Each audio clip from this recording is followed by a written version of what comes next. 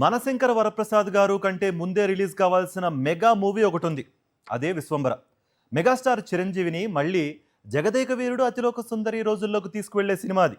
కానీ గ్రాఫిక్స్ పెండింగ్లో పడిపోవడంతో చాలా కాలం రిలీజ్ వాయిదా పడింది. దీంతో మెగా ఫ్యాన్స్ కూడా విడుదలపై ఆశలు వదిలేసుకున్నారు. కానీ చిరు ఓ ట్విస్ట్ ఇచ్చారు. మళ్ళీ పండక్కి కలుద్దాం అంటున్నారు. దసరా పండక్కి రిలీజ్ అంటున్నారు. అన్ని కుదిరి ఉంటే గత ఏడాది సంక్రాంతికి రిలీజ్ కావాల్సిన చిత్రం విశ్వంభర. కానీ సినిమాకు సంబంధించిన గ్రాఫిక్స్ పెండింగ్లో పడిపోవడంతో ఇంతవరకు థియేటర్స్లోకి రాలేకపోయింది ఈ మెగా మూవీ.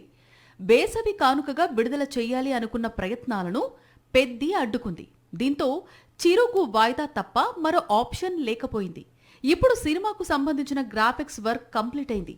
వచ్చే దసరా పండక్కి చిరు చిత్రం విశ్వంభర విడుదలకు సన్నాహాలు జరుగుతున్నాయి. మెగా అభిమానులు ఎప్పుడెప్పుడా అని ఎదురు చూస్తున్న విశ్వంభర చిత్రం విడుదల అక్టోబర్ 16న అని తెలుస్తోంది.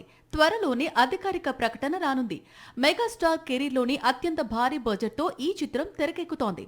బింబిసారా ఫేమ్ వశిష్ఠ తెరకెక్కిస్తున్నాడు. సోషియో ఫ్యాంటసీ నేపథ్యంలో తెరకెక్కుతున్న ఈ చిత్రంలో చిరంజీవి సరసన త్రిష, ఆశికా రంగనాథ్ హీరోయిన్లుగా నటిస్తున్నారు. సంక్రాంతి పండక్కి వచ్చి మన శంకర వరప్రసాద్ గారితో తన కెరీర్లో బిగ్ హిట్ అందుకోవడం మాత్రమే కాకుండా తెలుగు సినిమా పరిశ్రమకు 300 కోట్ల వసూలను అందించాడు చిరు.